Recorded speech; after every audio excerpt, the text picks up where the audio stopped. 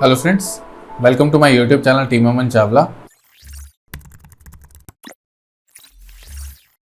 पिछले week Saturday में actually हम लोगों ने Q&A अपलोड नहीं किया था। उसका रीज़न ये है कि उससे पिछले वीक में सैटरडे में हम लोगों ने 2 Q&A back to back upload किए थे और पिछले वीक तक हमारे पास में लगभग 10 से 12 ही क्वेरीज आई थी, जिसकी वजह से मुझे लगा कि अभी फिजिबल नहीं होगा एक Q&A शूट करना, क्योंकि अभी अप्रॉक्सीमेटली 30 के आसपास क्वेरीज हो चुकी हैं। तो इसीलिए इस वीक में अभी इस Q&A सीरीज़ को इस सैटरडे को हम आपके बीच में लेकर के आए हैं, जैसा कि हम लोगों ने प्रॉमिस किया था। और स्ट्रेट अवे अपना वीडियो सेशन, ये Q&A सेशन स्टार्ट करते हैं। और आज के वीडियो की सबसे पहली जो क्वेरी इस सेशन की है वो है विशाल सिंह जी की। नॉन LD अप्रूव्ड हाउस या प्लॉट बाय करने में क्या प्रिकॉशंस लेने चाहिए? एक्चुअली ऐसा है कि जब आप नॉन अप्रूव्ड कोई टाउनशिप या प्रोजेक्ट या सोसाइटी में आप अपना इन्वेस्टमेंट या रहने के लिए पर्पज से देख रहे हैं, तो सबसे बेसिक चीज़ है कि 143 कन्वर्जन हुआ है कि नहीं। 143 सिंपल मतलब कि एग्रीकल्चर लैंड यूज़ से वो रेजिडेंशियल लैंड यूज़ में कन्वर्जन हुआ है उस लैंड का कि नहीं हुआ है। सेकेंडली, जो कंपनी उस प्रोजेक्ट को सेल कर रही है या जिससे भी आप खरीद रहे हैं, जो भी पर्सन उसमें रजिस्ट्री करेगा, आपकी जो डेवलपमेंट कर रहा है वही सेम कंपनी आपकी रजिस्ट्री कर रही है। ऐसा तो नहीं है कि जो रजिस्ट्री है वो किसान आके करेंगे, वो सिर्फ एक एग्रीमेंट हो रखा है। वो पूरा लैंड रजिस्टर्ड है, उसकी रजिस्ट्रीज की कॉपी, खसरा, डीड्स सारी उस फर्म के पास, वो जो भी कंपनी सेल कर रही है उनके पास होनी चाहिए। और तीसरा बहुत बेसिक चीज़, क्योंकि ऐसे तो बहुत बड़े पॉइंटर्स हैं, तीसरा सबसे बेसिक चीज़, HDFC या ICICI बैंक, इन दोनों private bank, generally private banks approve कर देते हैं इस तरीके के प्रोजेक्ट्स में। तो क्या इन दोनों प्राइवेट बैंक में से HDFC नंबर 1 और ICICI अगर ये अप्रूवल दे रहे हैं तो सारी रिसर्च सब कुछ कर रखे होंगे। LIC HFL से लोन मैक्सिमम सोसाइटीज़ को मिल जाता है, जिसमें बहुत सारे प्रॉब्लम्स आते हैं, बहुत सारे पेपर वर्क कंप्लीट नहीं होता है। LIC HFL कर रहा है सो फार सो गुड, लेकिन मेरा प्रायोरिटी पे है कि अगर HDFC ICICI कर रहा है तो डेफिनेटली उनकी लीगल टीम जितनी स्ट्रांग है, शायद ही किसी बैंक की उतनी ज़्यादा लीगल टीम स्ट्रांग होगी। SBI नेशनलाइज बैंक को अगर मैं बात नहीं कर रहा, अभी प्राइवेट बैंक्स में बहुत अच्छा लीगल टीम है। तो HDFC अगर अप्रूव कर रहा है तो प्रोजेक्ट में आप डेफिनेटली जा सकते हैं। अभिनव शुक्ला जी की क्वेरी है, सर जो रो हाउस बिना LD अप्रूव्ड मिलते हैं, क्या उसमें इन्वेस्ट किया जा सकता है? और अगर बैंक लोन दे रहा है प्राइवेट बैंक, तो क्या प्रोजेक्ट सही होता है इन केस अगर वो LD अप्रूव नहीं हो तो? ये ऑलमोस्ट इस क्वेरी का आंसर आपको विशाल सिंह जी की क्वेरी से मिलता जुलता है, तो इसमें आपको जवाब मिल ही गया होगा। और अगर रो हाउस में आप इन्वेस्टमेंट के लिए, क्योंकि आपने कहा इन्वेस्ट किया जा सकता है, अगर आपको रहने का पर्पस है तो मैं मना करूंगा। अगर इन्वेस्टमेंट का पर्पस है तो रिस्क बिल्कुल ले सकते हैं, क्योंकि इन्वेस्टमेंट का मतलब ही ये है कि आप गारंटेड नहीं है कि आपको रिटर्न्स मिलेगा। आप अपने पैसे को बढ़ाने के लिए, अपने पैसे को ग्रो करने के लिए एक रिस्क ले रहे हैं, एक इन्वेस्टमेंट कर रहे हैं, सो दैट कि आपको क्लियर हो जाए कि मैं इन्वेस्टमेंट जो कर रहा हूँ उससे मेरा पैसा भी बचे, कुछ ग्रोथ भी मिले। तो इसमें रिस्क इन्वॉल्व होता है। अनअप्रूव्ड में रिस्क ज़्यादा होता है, अप्रूव्ड में रिस्क कम होता है, लेकिन अनअप्रूव्ड में रिवॉर्ड्स भी ज़्यादा बड़े होते हैं कंपेयर टू अगर मैं अप्रूव्ड की बात करूं।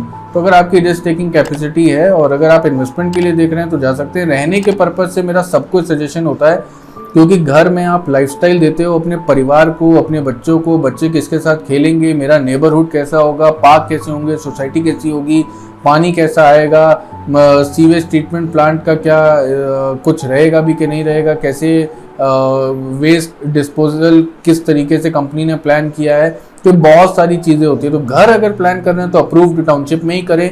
अगर भले ही छोटा करें लेकिन अप्रूव्ड जगह करें, चाहे LDA का हो, लीडा का हो, आवास विकास का हो, किसी प्राइवेट बिल्डर का हो जो कि अप्रूव्ड बेच रहा है।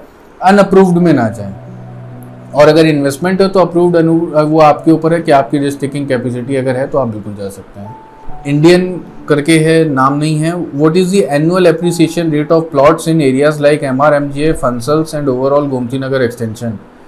अगर मैं अगले 3 साल की बात करूं तो मुझे लगता है 9 से 10-11% के आसपास, और उसके अगले 3 साल की बात करूं तो लगभग 12 से 14%, 14.5% तक का रिटर्न एक्सपेक्ट कर सकते हैं। दैट मीन्स कि अगर आज 4,000 से 5,500 रुपये स्क्वायर फुट के बीच में आपको प्लॉट्स के ऑप्शन मिलेंगे उस लोकेशन में, 4,000 भी नहीं, 4500 से अगर 5,500-6 हज़ार रुपये के रेट के बीच में आपको ऑप्शंस मिलेंगे, तो अगले 3 साल में मेरा प्रेडिक्शन है कि ये लगभग 7,500 के आसपास होना चाहिए। उसके अगले 3 साल में लगभग ये 9,000 से 10,000 रुपये स्क्वायर फुट के आसपास में जाएगा।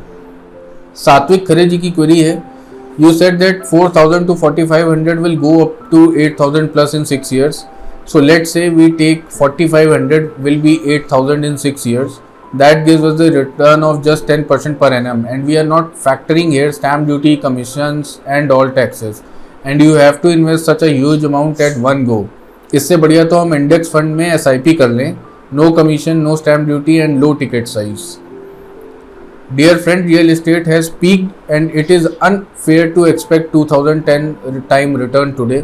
For an average middle class person, say earning 1 lakh to 1.5 lakh per month, investing in real estate is a big no. If we want to buy a home where we have to live for more than 10 years, then buying a house is a good decision. सात्विक जी, actually ये ना debate बहुत चलता है, ये YouTube पे भरे हुए हैं इसके videos, share market versus real estate के। शेयर मार्केट में इन्वेस्ट करेंगे, SIP में इन्वेस्ट करेंगे तो हमको धीरे धीरे पैसा जाता है। मैं खुद रियल एस्टेट में इन्वेस्टमेंट करता हूँ, मैं खुद भी SIP शेयर मार्केट में इन्वेस्ट करता हूँ। और प्रॉब्लम क्या है कि हम वर्सेस में चले जाते हैं। ये 5 उंगलियां हैं, ये पांचों अंगूठे का अपना काम है, इस उंगली का अपना काम है, इस उंगली का अपना काम है। एक्चुअली एक ये बहुत सारी गूगल कोटेशन है कि don't park your money in single basket. तो ये रियल एस्टेट में SIP में अगर आप जा रहे हो और आपको रिटर्न चाहिए, तो क्योंकि आप बहुत जानकार लग रहे हैं मुझे SIP और शेयर मार्केट की बात कर रहे हैं, तो 2 साल 4 साल में रिटर्न्स नहीं मिलते। कंपाउंडिंग जो जितने भी गूगल पे जितने भी बड़े लोग जिनके भी वॉरेन बफे से लेके जितने भी शेयर मार्केट में जिसको आप फॉलो करते होंगे या जो चल रहे हैं प्रिंसिपल्स या कोटेशंस, कंपाउंडिंग का असली जो मज़ा है वो 15 साल, 20 साल, 25 साल, 30 साल, जितना हम जल्दी स्टार्ट करेंगे। जैसे हमने 24 साल में SIP स्टार्ट करी, इन्वेस्टमेंट स्टार्ट करी, तो हमको एट द एज ऑफ 54 या 60 के रिटायरमेंट पे जो हमको रिटर्न मिलेगा वो एक्सपोनेंशियल ग्रोथ, वो कंपाउंडिंग एक्चुअली 8वां अजूबा है इस दुनिया का। तो अगर प्लॉट सपोज MRMGF जैसी टाउनशिप में मैं आज 5,000 रुपये के रेट पे, या गोमती नगर एक्सटेंशन में एक प्लॉट में 5,000 रुपये के रेट पे लेता हूँ और 30 साल या 20 साल के लिए उसको भूल जाता हूँ, आई कैन गारंटी यू कि SIP का रिटर्न और वो प्लॉट का रिटर्न दोनों में कहीं ना कहीं हम एवरेज आउट कर रहे होंगे, इक्वल आ रहा होगा। और दूसरी चीज़, रियल एस्टेट में मेरे हाथ में डिसीजन लेना है।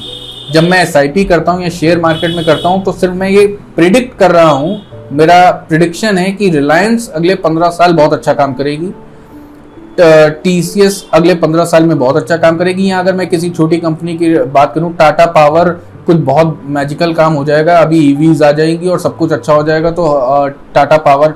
लेकिन मेरा कंट्रोल नहीं है उस मैनेजमेंट में, चाहे मेरी बाय 2% की हो, 1% की हो, मैंने 100 शेयर ले रखे हो या 1000 शेयर ले रखे हों। यहाँ पे सपोज मैंने कोई प्लॉट लिया, अनअप्रूव्ड ही लिया, और मुझे लगा कि अभी मुझे रिटर्न मिल गया है 5 साल 6 साल में, मैंने उससे एग्जिट किया, फिर मैंने किसी और प्लॉट में इन्वेस्टमेंट किया, फिर मैंने किसी और प्लॉट में, मेरा जो डिसीजन है बाइंग एंड सेलिंग मेरा कॉल है। और उस एरिया में क्या ग्रोथ आ रहा है, क्या उसका पोटेंशियल है, लोकल ब्रोकर से बात करके कि क्या रेट पे अभी बेचें तो क्या रेट मिलेगा, क्या रेट, सारी चीज़ें मेरी कंट्रोल में है। यहाँ सिर्फ हम प्रिडिक्ट कर रहे हैं कि कंपनी ऐसी अच्छी ग्रो करेगी। तो मैं रियल एस्टेट बुरा नहीं है, डेफिनेटली रियल एस्टेट में इन्वेस्टमेंट के प्लस माइनस हैं और शेयर मार्केट में इन्वेस्टमेंट के भी प्लस माइनस हैं, दोनों इंपॉर्टेंट हैं। ये डिबेट पे हम जाए कि रियल एस्टेट ही सब कुछ है और शेयर मार्केट ही सब कुछ है, ऐसा नहीं है। तो उसको उस तरीके से, मेरे किसी वीडियोस को इस तरीके से ना लें कि मैं रियल एस्टेट प्रमोट कर रहा हूँ। मैं बस जो आपकी जेब से इन्वेस्टमेंट निकल रहा है रियल एस्टेट में, वो सही जगह जा रहा है, ये इस चैनल का काम है। रियल एस्टेट में इन्वेस्टमेंट को मोटिवेट करना इस चैनल का काम नहीं है। निशान सिंह जी की क्वेरी है, please lighten about Sahu city 1 BHK for investment. Sahu city 1 BHK एक बहुत अच्छा ऑप्शन है इन्वेस्टमेंट के लिए, लेकिन इससे भी अच्छा एक्सला कुटुम 1 BHK है। फेज़ 1 में अगर यूनिट रीसेल में मिल जाती है तो ज़्यादा अच्छी लोकेशन है, बिल्कुल फ्रंट पे आ जाता है प्रोजेक्ट, और 1 BHK के ऑप्शंस, 2 BHK के ऑप्शंस आपको अच्छे मिल जाएंगे एक्सला कुटुम में। और साहू सिटी में अगर आप अंडर कंस्ट्रक्शन प्रोजेक्ट पे जा rहे हो जिसमें आपको पेमेंट धीरे धीरे देना पड़े और टाइम मिल जाए 2 साल 2.5 साल का, तो फिर साहू सिटी में भी जा सकते हैं।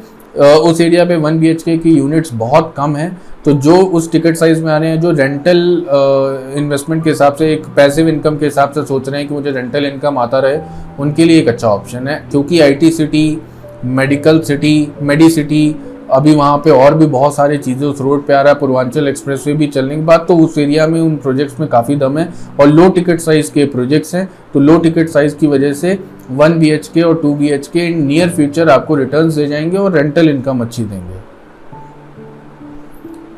धर्मवीर जी की क्वेरी है, गोल्डन पैराडाइज, राधे बाग रेजिडेंसी, अर्श सिटी, ये 3 कृष्णा नगर सजरौना में हैं। प्लीज़ इसके बारे में कुछ इन्फॉर्मेशन दीजिए, इनमें से किसी में प्लॉट बाय करना चाहिए या नहीं। प्लॉट तो बिल्कुल बाय कर सकते हैं, बस वही है कि अगर इन्वेस्टमेंट है तो डेफिनेटली कर सकते हैं। गोल्डन पैराडाइज भी एक अच्छा ऑप्शन है, राधे बाग के बारे में भी सुना है, अर्श सिटी मैंने ध्यान नहीं दिया, मेरे नॉलेज में नहीं है। प्लॉट के ऑप्शन है, अनअप्रूव्ड है, अनअप्रूव्ड को मैं प्रमोट नहीं करता हूं, लेकिन अगर आपको रिस्क लेना है तो आप ले सकते हैं। ये एरिया कनेक्टिविटी वाइज आलमबाग या अवध हॉस्पिटल वाला जो चौराहा है उस एरिया से बहुत अच्छे कनेक्टिविटी है। मेट्रो की connectivity Krishna Nagar metro station से लगभग इसका डिस्टेंस बहुत ज़्यादा नहीं है, एक 3-4 किलोमीटर की पेरिफेरी में schools, hospitals, metro station, Kanpur road, सारी चीज़ें आपको अवेलेबल मिल जाती हैं और एक अच्छा डेवलपिंग एरिया है। और अगर रिस्क लेना है प्लॉट्स में तो यहाँ पे प्लॉट में रेट जो है वो लगभग 2600, 2700, 2500 तक जा रहा है और कुछ जगहों 2700-2800 भी बिल्डर कुछ मांग रहे हैं। तो ये अच्छा रेट है, आप यहाँ पे प्लॉट के लिए अगर जा रहे हो और रिस्क ले रहे हो इन्वेस्टमेंट का तो बिल्कुल लिया जा सकता है। अक्षय नारायण जी की क्वेरी है, planning to invest in Grand Omaxe, any update on its construction after income tax raid on Omaxe builder. देखिए सर, बड़े बिल्डर्स हैं तो जितना बड़ा काम है प्रॉब्लम्स भी आती रहती हैं, लेकिन इस तरीके की प्रॉब्लम सॉर्ट आउट हो जाती है विद टाइम, तो ये कोई बहुत बड़ा इशू नहीं है। लेकिन अगर आप ओमेक्स ग्रैंड में इन्वेस्टमेंट का प्लान कर रहे हैं तो ओमेक्स के सारे प्रोजेक्ट्स में कंस्ट्रक्शन बहुत स्लो है, लेकिन हैविंग सेड दैट इसका मतलब ये नहीं है कि बनेंगे नहीं। ओमेक्स ग्रैंड में अगर आप इन्वेस्टमेंट का प्लान कर रहे हैं तो 1.5 साल में आप पोजीशन एक्सपेक्ट कर सकते हैं और जो टावर्स उनके रेडी हो गए उनमें 1 साल, 1.25 साल में आप पोजीशन एक्सपेक्ट कर सकते हैं। और जो टावर पीछे का मैं नाम भूल रहा हूँ, नंबर भूल रहा हूँ, जो अंडर कंस्ट्रक्शन है उसमें भी 3 साल का टाइम लग जाएगा पोजीशन के लिए। तो एक अच्छा प्रोजेक्ट है, रहने के पर्पज़ से भी अगर बहुत ज़्यादा बड़े रूम साइज नहीं चाहिए और इन्वेस्टमेंट के लिए भी एक अच्छा प्रोजेक्ट है। अगले 3-4 साल में अच्छे रिटर्न दिख रहे हैं, ओमेक्स ग्रैंड में मिल सकते हैं लोगों को। पंकज राठौर जी की क्वेरी है, new to your channel, request you to suggest 40 to 45 lakh good project more, appreciate for your all hard work and guidance. Sir actually ये मेरे साथ शिकायत भी है इस चैनल पे कि मैं लग्जरी प्रोजेक्ट्स ज़्यादा कवर कर रहा हूँ, मिड हाउसिंग सेगमेंट प्रोजेक्ट ज़्यादा कवर कर रहा हूँ, और जबकि मैं अफोर्डेबल सेगमेंट 40 लाख, 30 लाख, 40 लाख, 50 लाख के प्रोजेक्ट मैं बहुत ज़्यादा नहीं कवर कर रहा। एक्चुअली सर प्रॉब्लम ये है कि ये चैनल पे वही चीज़ दिखाई जाएगी जो है।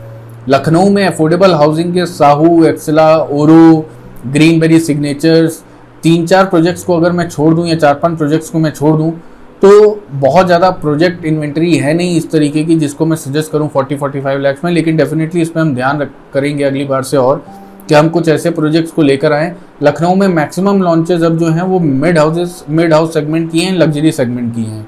उसका मैं रीज़न भी शेयर करूंगा, अभी एक वीडियो कर रहा हूँ नेक्स्ट, तो उसमें मैं इसका रीज़न भी शेयर करूंगा कि ऐसा क्यों है कि अफोर्डेबल हाउसिंग में बिल्डर के लॉन्चेस उतने नहीं हैं compare to mid housing segment में ज़्यादा लॉन्चेस हैं या लग्जरी सेगमेंट में ज़्यादा लॉन्चेस हैं।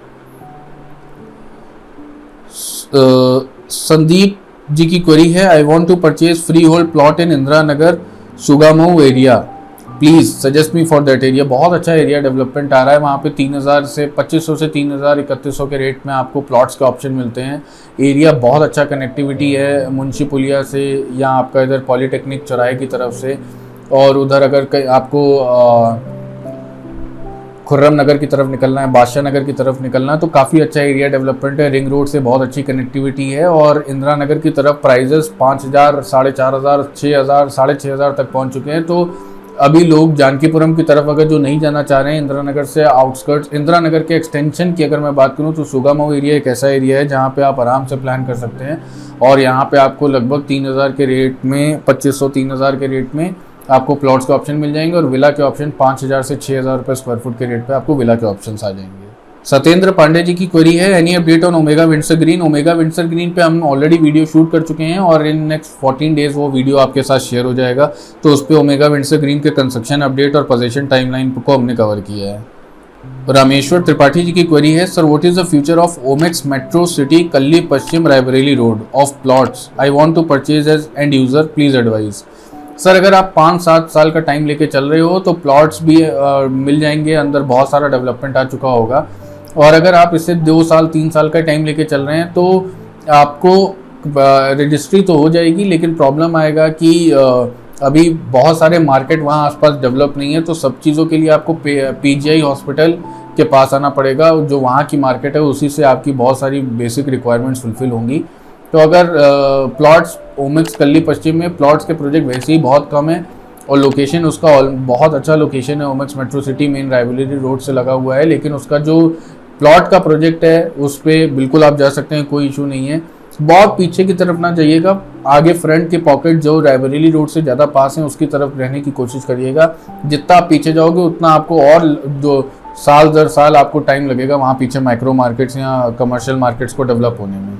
IVS दागुर जी की क्वेरी है, Inaya Heights as a project, pros and cons of the project, approach roads, quality, builder performance et cetera. इस पे हम एक वीडियो कर रहे हैं, बस अभी के लिए आपको ये बता देता हूँ। गोमती नगर एक्सटेंशन सेक्टर 1 में है, 65-70 लाख रुपीज़ की रेंज से स्टार्ट हो जाते हैं अपार्टमेंट्स। अंडर कंस्ट्रक्शन प्रोजेक्ट है, 3-4 साल का टाइम लगेगा पोजीशन में। बाकी हम इन डिटेल इस पे वीडियो कर रहे हैं और बहुत जल्दी आपके बीच में लेकर आए हैं। लोकेशन बहुत अच्छी है और जो अंडर कंस्ट्रक्शन प्रोजेक्ट में जाना चाहते हैं 3 BHK 2 BHK के लिए वो डेफिनेटली इस प्रोजेक्ट में जा सकते हैं, क्योंकि 2 BHK के ऑप्शन अभी 70 और 3 BHK के ऑप्शन 85-90 की रेंज में आ रहे हैं और एक बिगर कारपेट एरिया के साथ में, तो डेफिनेटली इस पे जा सकते हैं और पेमेंट के लिए भी 2.5-3 साल का टाइम मिल जाएगा। सौरभ पांडे जी की क्वेरी है, please suggest on Kailash enclave. Kailash enclave पे जो पिछले मेरे कमेंट्स या मैंने अपना व्यू पॉइंट शेयर किया था, अभी भी वही है। रेजिडेंशियल रहने के लिए मुझे बहुत ज़्यादा अपील नहीं करता है वो प्रोजेक्ट। इन्वेस्टमेंट के लिए अगर आप जाना चाह रहे हैं तो काम चल रहा है साइट पे। पोजीशन टाइमलाइन मुझे लगता है 1.5 साल के अंदर वो पोजीशन टाइमलाइन मैच कर लेंगे। सुल्तानपुर रोड से है, आउटर रिंग रोड जो किसान पथ है उससे लगा हुआ प्रोजेक्ट है। लोकेशन तो बहुत ही अच्छी है उस प्रोजेक्ट की, बस प्रॉब्लम ये है कि बिल्डर का एक्सपीरियंस नहीं है और वो लो लाइंग एरिया है, वहाँ पे पानी का कुछ प्रॉब्लम है। सीवेज STP इसका क्या करेंगे, पीछे रेलवे ट्रैक भी है बहुत। तो overall as a project investment के लिए तो ठीक है, लेकिन कल को बेच के निकलना हो तो अच्छा है। रहने के लिए मुझे बहुत ज़्यादा अपील नहीं करती है वो प्रोजेक्ट में, क्योंकि उस प्रोजेक्ट में मुझे ऐसा लगता है कि बिल्डर बना के जब निकल जाएगा तो मेंटेनेंस के कई सारे इश्यूज उसमें जो लोग ले रहे हैं उनको फेस करने पड़ सकते हैं शायद। विपिन गुप्ता जी की भी क्वेरी बिल्कुल इससे मिलती जुलती थी, how is Kailash enclave in terms of investment and adduce. तो इस क्वेरी को भी ऑलमोस्ट मैंने सौरभ पांडे जी की क्वेरी के साथ क्लब कर दिया है, तो इससे आपको आंसर मिल जाएगा।